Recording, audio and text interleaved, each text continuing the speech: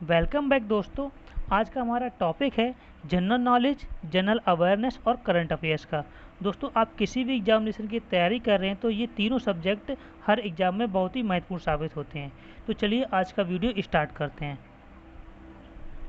तो देखिए, आज का हमारा पहला क्वेश्चन है, हाल ही में ताइवान के घुसपैठ रोधी कानून को किस देश के खिलाफ एक कदम के रूप में देखा गया है। ठीक है, हाल ही में ताइवान के घुसपैठ रोधी कानून को किस देश के खिलाफ एक कदम के रूप में देखा गया। तो देखिए, कौन से देश के खिलाफ देखा गया है, ये देखा गया है ऑप्शन नंबर डी हमारा चाइना। ठीक है, ये बिल्कुल सही हो जाएगा। ताइवान के घुसपैठ रोधी कानून को एक चाइना के एक कदम के रूप में देखा गया है दोस्तों। और ताइवान की राजधानी की बात करें तो इसकी ताइवान की राजधानी का नाम है ताइपे। ठीक है, ताइपे, ताइवान की राजधानी का नाम ताइपे है। नेक्स्ट क्वेश्चन दोस्तों हमारा है, मेघालय के राज्यपाल के रूप में किसे नियुक्त किया गया। इंपॉर्टेंट क्वेश्चन है दोस्तों, ये जरूर पूछा जा सकता है। तो देखिए, मेघालय के राज्यपाल के रूप में किसे नियुक्त किया गया है, तो किया गया है option number A Satyapal Malik को। मेघालय के राज्यपाल के रूप में सत्यपाल मलिक को नियुक्त किया गया है। ठीक है, इन्होंने किसकी जगह ली है, तो अगर ये बात की जाए कि इन्होंने जगह किसकी ली, तो ये ली है तथागत रॉय की, इन्होंने जगह ली है। ठीक है, सत्यपाल मलिक ने तथागत रॉय की जगह ली है दोस्तों। लेकिन ऑप्शन हमारा ऑप्शन नंबर ए सही होगा यहाँ पर। ठीक है, जम्मू कश्मीर के अंतिम राज्यपाल और ज़्यादा पूछे जाते हैं कि जम्मू कश्मीर के अंतिम राज्यपाल कौन थे, तो सत्यपाल मलिक ही थे। ठीक है, सत्यपाल मलिक ही जम्मू कश्मीर के अंतिम राज्यपाल थे। उसके बाद जम्मू कश्मीर एक केंद्र शासित प्रदेश बन गया दोस्तों। ठीक है, नेक्स्ट क्वेश्चन हमारा है, ग्वालियर चंबल एक्सप्रेसवे का नामकरण किसके नाम पर किया गया। ठीक है, ग्वालियर चंबल एक्सप्रेसवे का नामकरण किसके नाम पर किया गया। ठीक है, इंपॉर्टेंट क्वेश्चन दोस्तों, ध्यान से देखिएगा कि ग्वालियर चंबल एक्सप्रेसवे का नामकरण किसके नाम पर किया गया है। तो ये किया गया है अटल बिहारी वाजपेयी के नाम पर। ऑप्शन नंबर सी हमारा यहाँ पर बिल्कुल सही हो जाएगा। ग्वालियर चंबल एक्सप्रेसवे का नामकरण अटल बिहारी वाजपेयी के नाम पर किया गया है दोस्तों। अगर अटल बिहारी के जन्म की बात करें तो इनका जन्म 25 दिसंबर को हुआ था। ठीक है, 25 दिसंबर को हुआ था। इस दिन को सुशासन, ठीक है, इस दिन को सुशासन दिवस के रूप में भी मनाते हैं, यानी 25 दिसंबर को सुशासन दिवस के रूप में मनाते हैं। अगर इनकी देहांत की बात करें तो ये देहांत हुआ था इनका 16 अगस्त में। ठीक है, 16 अगस्त में हुआ था 2019 में, ये इनका स्वर्गवास हुआ था दोस्तों। नेक्स्ट क्वेश्चन हमारा है, फुल स्पेक्ट्रम इंडियाल वार्स 1972 2020 नामक पुस्तक के लेखक कौन है। ठीक है, फुल स्पेक्ट्रम इंडिया वार्स 1972-2020 नामक पुस्तक के लेखक कौन है। तो देखिए, कौन है इनके लेखक, ये हैं Arjun Subramaniam. Option number C हमारा यहाँ पर बिल्कुल सही हो जाएगा। Arjun Subramaniam full spectrum India charge 1972 और 2020 नामक पुस्तक के लेखक है दोस्तों। ये एक रिटायर्ड एयर मार्शल के रूप में जाने जाते हैं। कौन, अर्जुन सुब्रमण्यम। ये एक रिटायर्ड मार्शल के रूप में, एयर मार्शल के रूप में जाने जाते हैं दोस्तों, ये आपको याद रखना है। नेक्स्ट क्वेश्चन हमारा है, उत्तर प्रदेश के मंत्री चेतन चौहान का 73 वर्ष की आयु में निधन हो गया, वह किस खेल से संबंधित थे। ठीक है, तो उत्तर प्रदेश के जो मंत्री थे चेतन चौहान, इनकी अभी हाल ही में 73 वर्ष की आयु में निधन हो गया है, वह किस खेल से संबंधित है, ये आपको बताना। तो ये देखिए, ये थे क्रिकेट से संबंधित। ठीक है, क्रिकेट से संबंधित थे। इन्होंने 40 टेस्ट मैच खेले हैं और 16 अर्धशतक लगाए हुए हैं। ठीक है, 16 अर्धशतक लगाए हुए हैं इन्होंने। और इनके अगर टोटल रन की बात करें तो 2048, यानी कि 2048 रन इनके टोटल इन्होंने बनाए हैं। ठीक है, ये आपको याद रखना है। नेक्स्ट क्वेश्चन दोस्तों हमारा है, अलीगढ़ नगर निगम के पहले राष्ट्रीय ब्रांड एम्बेसडर कौन बने हैं। इंपॉर्टेंट क्वेश्चन दोस्तों, याद जरूर रखना है कि अलीगढ़ नगर निगम के पहले राष्ट्रीय ब्रांड एम्बेसडर के रूप में कौन बने हैं। तो देखिए, ये बने हैं Shahnaz Mujeeb. Option number B हमारा यहाँ पर बिल्कुल सही हो जाएगा। ये शहनाज है। ठीक है, शहनाज मुजीब ये अलीगढ़ नगर निगम के पहले राष्ट्रीय ब्रांड एम्बेसडर के रूप में ये बने हैं। ये एक प्लेबैक सिंगर थी। ठीक है, इंडियन आइडल की फाइनलिस्ट भी ये रहे हैं, इंडियन आइडल की ये फाइनलिस्ट भी रही हैं, ये प्लेबैक सिंगर भी थी दोस्तों। ठीक है, नेक्स्ट क्वेश्चन हमारा है, सौर चक्र से किसे सम्मानित किया गया है। देखिए, सौर चक्र से किसे सम्मानित किया गया है, तो ये किया गया है विशाख नायक को। सौर चक्र से सम्मानित विशाख नायक को किया गया है। ऑप्शन नंबर ए हमारा बिल्कुल सही हो जाएगा। सौर चक्र तीसरे नंबर का वीरता पुरस्कार है दोस्तों। ठीक है, शौर्य चक्र जो है वो तीसरे नंबर का वीरता पुरस्कार है। ये विशाख नायक एक विंग कमांडर थे। ठीक है, विंग कमांडर विशाख नायक को शौर्य चक्र के रूप में सम्मानित किया गया है दोस्तों। नेक्स्ट क्वेश्चन हमारा है, भारतीय रेलवे किस नदी के पार दुनिया का सबसे लंबा घाट का पुल निर्माण कर रहा है? भारतीय रेलवे किस नदी के पार दुनिया का सबसे लंबा घाट पुल का निर्माण कर रहा है? इंपॉर्टेंट क्वेश्चन दोस्तों, आपको ध्यान से देखना है। तो देखिए, ये ऑप्शन नंबर यहाँ पर हो जाएगा इजाई नदी के। ठीक है, ऑप्शन नंबर ए हमारा बिल्कुल सही हो जाएगा। भारतीय रेलवे किस नदी के पार, तो इजाई नदी के पार दुनिया का सबसे लंबा घाट पुल का निर्माण कर रहा है। ठीक है, अगर इसकी बात की जाए तो ये है 141 मीटर इसकी ऊंचाई है। 141 मीटर इसकी ऊंचाई है दोस्तों। ठीक है, अगर लंबाई की बात की जाए तो लंबाई इसकी है 111 किलोमीटर। 111 किलोमीटर इसकी लंबाई है दोस्तों। ठीक है, और ये इजाई नदी कहाँ पर है, तो ये है मणिपुर में। कहाँ पर है? मणिपुर में इजाई नदी है दोस्तों, ये आपको याद रखना है। नेक्स्ट क्वेश्चन हमारा है, बांग्लादेश ने किस तारीख को राष्ट्रीय शोक दिवस के रूप में मनाया है? ठीक है, बांग्लादेश ने किस तारीख को राष्ट्रीय शोक दिवस के रूप में मनाया जाता है? तो देखिए, ये मनाया जाता है 15 अगस्त को। ऑप्शन नंबर सी हमारा बिल्कुल सही हो जाएगा। बांग्लादेश राष्ट्रीय शोक दिवस के रूप में 15 अगस्त को मनाता है दोस्तों। ये क्यों मनाता है? इनके एक राष्ट्रपति थे बंगबंधु मुजीबर रहमान। ठीक है, बंगबंधु मुजीबर रहमान, आपको ध्यान से सुनना है। इनके राष्ट्रपति थे बंगबंधु मुजीबर रहमान। उनकी बुरी तरह एक हत्या कर दी गई थी। उनके शोक दिवस के रूप में 15 अगस्त को बांग्लादेश में राष्ट्रीय शोक दिवस के रूप में मनाया जाता है। ठीक है, नेक्स्ट क्वेश्चन हमारा है, ई बाइक गो के ब्रांड एम्बेसडर के रूप में किसे नियुक्त किया गया है? ठीक है, ई बाइक गो के ब्रांड एम्बेसडर के रूप में किसे नियुक्त किया गया है, ये आपको बताना है। तो देखिए, ये किया गया हरभजन सिंह। हरभजन सिंह को सभी जानते हैं, ये एक क्रिकेटर हैं। ठीक है, ई बाइक गो के ब्रांड एम्बेसडर के रूप में हरभजन सिंह को नियुक्त किया गया है दोस्तों। नेक्स्ट क्वेश्चन हमारा है, ये देखिए बड़ा ही फेमस क्वेश्चन है, MS धोनी के बाद किस भारतीय क्रिकेटर ने भी 15 अगस्त 2020 को क्रिकेट से संन्यास की घोषणा की थी? यानी कि MS धोनी ने जिस दिन की थी 15 अगस्त 2020 को, तो उसी दिन के कौन से क्रिकेटर ने संन्यास की घोषणा की थी? तो देखिए, ये की थी सुरेश रैना ने। ऑप्शन नंबर सी हमारा यहाँ पर बिल्कुल सही हो जाएगा। सुरेश रैना ने भी MS धोनी के साथ में 15 अगस्त 2020 को संन्यास की घोषणा की थी दोस्तों।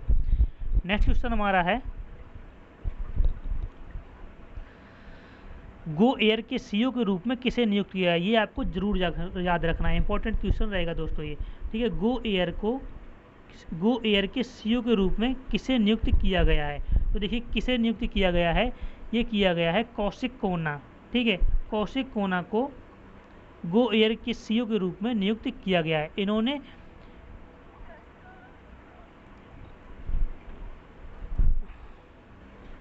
तो कौशिक गोना को किया गया है गो एयर के CEO के रूप में। ठीक है दोस्तों, अगर बात करें इससे पहले कौन थे, तो गो एयर के CEO इससे पहले कौन थे, तो थे विनय दुबे। ठीक है, इन्होंने विनय दुबे की जगह ली है दोस्तों।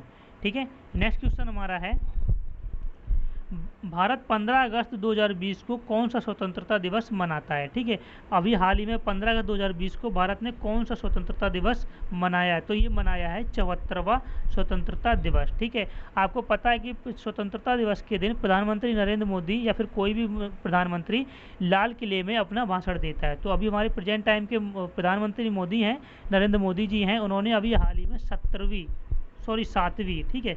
7वीं स्पीच दे रखी है दोस्तों। ठीक है, अभी प्रधानमंत्री नरेंद्र मोदी ने 7वीं स्पीच लाल किले पर दी थी दोस्तों। तो ये अभी हमारा हाल ही में 74वां 15 अगस्त दिवस स्वतंत्रता दिवस के रूप में मनाया गया है। नेक्स्ट क्वेश्चन हमारा है, आदिवासी स्वतंत्रता सेनानियों को मान्यता देने के लिए 9 ट्राइबल फ्रीडम फाइटर्स म्यूजियम किस वर्ष पूरे हो जाएंगे?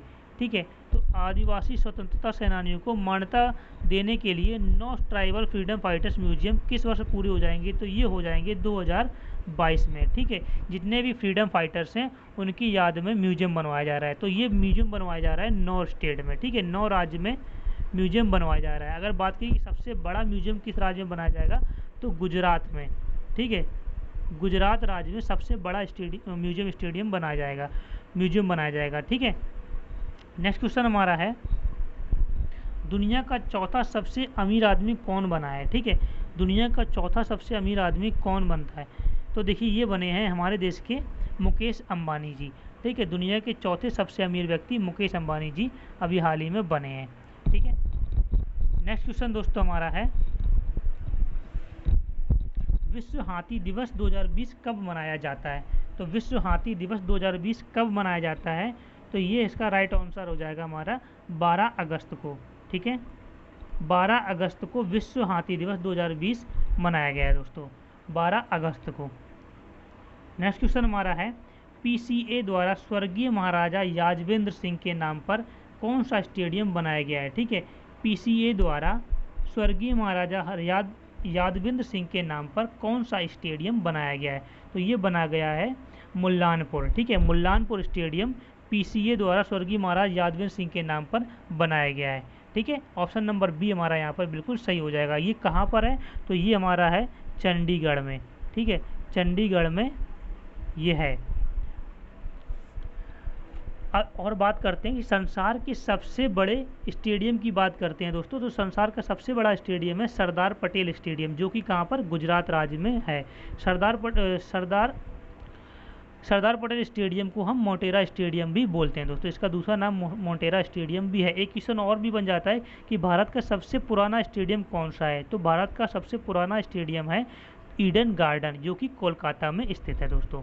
नेक्स्ट क्वेश्चन हमारा है, यूपीएससी अध्यक्ष के रूप में किसे नियुक्त किया गया है, ठीक है, इंपॉर्टेंट क्वेश्चन है दोस्तों, आपको याद जरूर रखना है कि यूपीएससी अध्यक्ष के रूप में किसे नियुक्त किया गया है, तो ये किया गया है प्रदीप कुमार जोशी को, ठीक है, प्रदीप कुमार जोशी को यूपीएससी के अध्यक्ष के रूप में नियुक्त किया गया है, ठीक है। यूपीएससी के अध्यक्ष को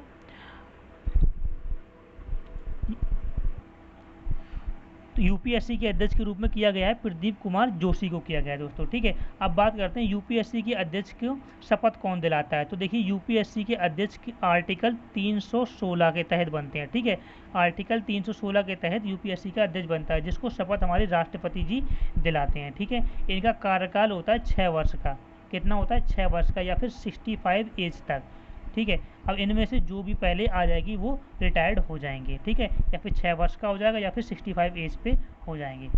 नेक्स्ट क्वेश्चन हमारा है, नागरिक उड्डयन सुरक्षा ब्यूरो की पहली महिला डीजी कौन बनी है, वेरी मोस्ट इंपॉर्टेंट क्वेश्चन है दोस्तों, आपको याद जरूर रखना है, ये क्वेश्चन पूछा जा सकता है। नागरिक उड्डयन सुरक्षा ब्यूरो की पहली महिला डीजी कौन बनी है, तो ये बनी है उषा पांडे, ठीक है, उषा पांडे ये नागरिक उड्डयन सुरक्षा ब्यूरो की पहली महिला डीजी बनी है। ऑप्शन नंबर बी हमारा यहाँ पर बिल्कुल सही हो जाएगा, उषा पांडे, ठीक है, ये बनी हुई है।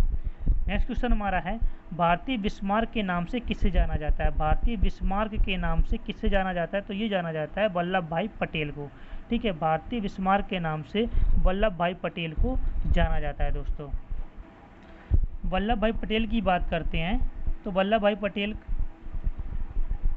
ये भारत के पहले गृह मंत्री भी रह चुके हैं, ठीक है, गृह मंत्री, ये भारत के पहले गृह मंत्री रह चुके हैं, कौन, वल्लभ भाई पटेल, ठीक है।